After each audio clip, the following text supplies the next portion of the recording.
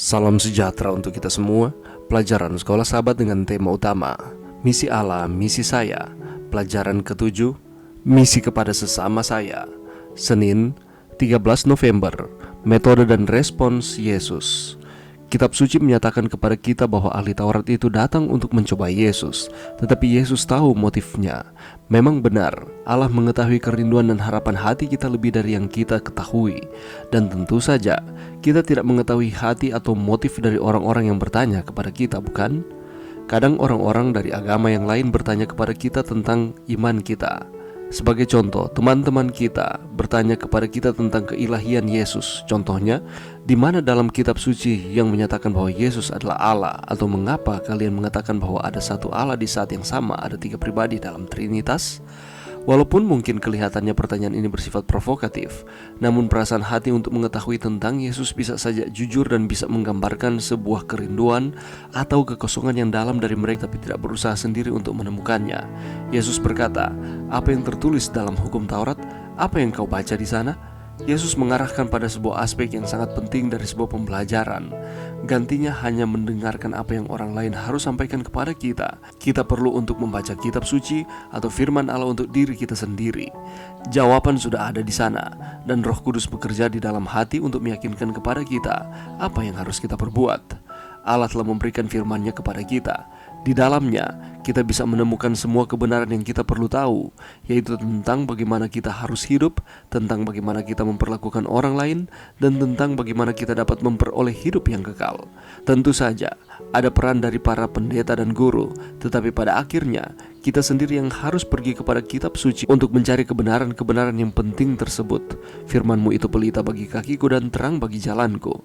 Ayat ini bukan hanya sekedar puisi, itu adalah sebuah kebenaran kudus yang mengarahkan kita kepada firman Allah dan pentingnya firman itu bagi umat percaya. Yesus, firman Allah yang menjadi manusia, selalu mengarahkan orang-orang untuk kembali kepada firman yang tertulis. Apakah yang hal ini seharusnya sampaikan kepada kita tentang pentingnya kitab suci dan mengapa kita harus menolak setiap alasan filosofis atau teologis yang mengurangi kepercayaan kita kepada kitab suci? Pelajaran yang bisa kita dapatkan pada saat ini. Mari kita fokus di dalam Lukas 10 ayat 26. Jawab Yesus kepadanya, "Apa yang tertulis dalam hukum Taurat? Apa yang kau baca di sana?" Pada hari ini kita akan melanjutkan pelajaran kemarin. Kemarin kita melihat bahwa ada seorang ahli Taurat datang untuk mencobai Yesus dan dia bertanya, "Guru, apa yang harus kuperbuat untuk memperoleh hidup yang kekal?" Dan pada saat ini kita akan belajar bersama antara kita yang merenungkan akan firman Tuhan itu untuk menjadi pelajaran bagi kehidupan kita secara pribadi. Jawaban sudah ada di dalam firman, dan Roh Kudus bekerja di dalam hati untuk meyakinkan kepada saudara dan saya apa yang harus kita perbuat. Saudaraku, kita semua pasti memiliki aktivitas-aktivitas yang menjadi kesukaan dan kegemaran kita.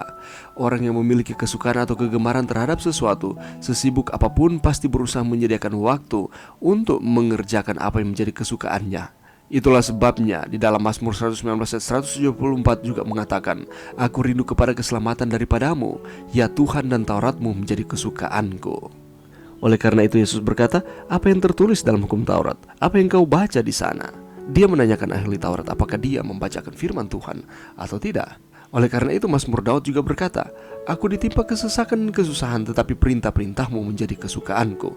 Di mana Daud dapat mengetahui akan perintah-perintah Tuhan? Di dalam firman Tuhan. Setiap orang percaya harus menjadikan firman Tuhan sebagai kegemaran dan kesukaan di dalam hidup. Namun sering kali terjadi banyak yang mengaku sebagai pengikut Tuhan, tetapi justru tidak menyukai firman Tuhan.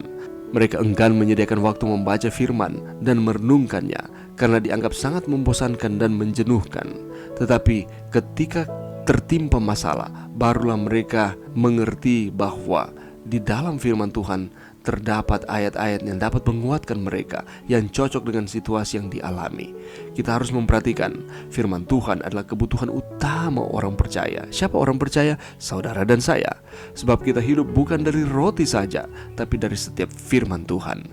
Dan kita tak akan mengalami penggenapan janji-janji Tuhan jika kita tidak mau tekun membaca, tekun merenungkan, dan melakukan akan firman Tuhan. Ketika kita bergaul karib dengan firman itu sendiri, semakin kita pahami apa kehendak Tuhan, karena di dalam firman-Nya sudah dinyatakan dengan jelas. Tinggal dari kita, apakah kita mau membuat pilihan untuk membuka akan firman dan membaca, merenungkannya di dalam kehidupan kita setiap hari atau tidak. Inilah kehendak Tuhan bagi orang percaya, hidup mengalami kemenangan, diberkati, hidup semakin serupa dengan Kristus. Semakin kita menjadikan firman Tuhan sebagai kesukaan dan kegemaran kita, maka kuasa firman-Nya akan bekerja di dalam kita, dan kehidupan kita akan diubahkan, bukan dengan usaha-usaha kita, tetapi hanya dengan Tuhan melalui firman yang kita renungkan di dalam kehidupan kita.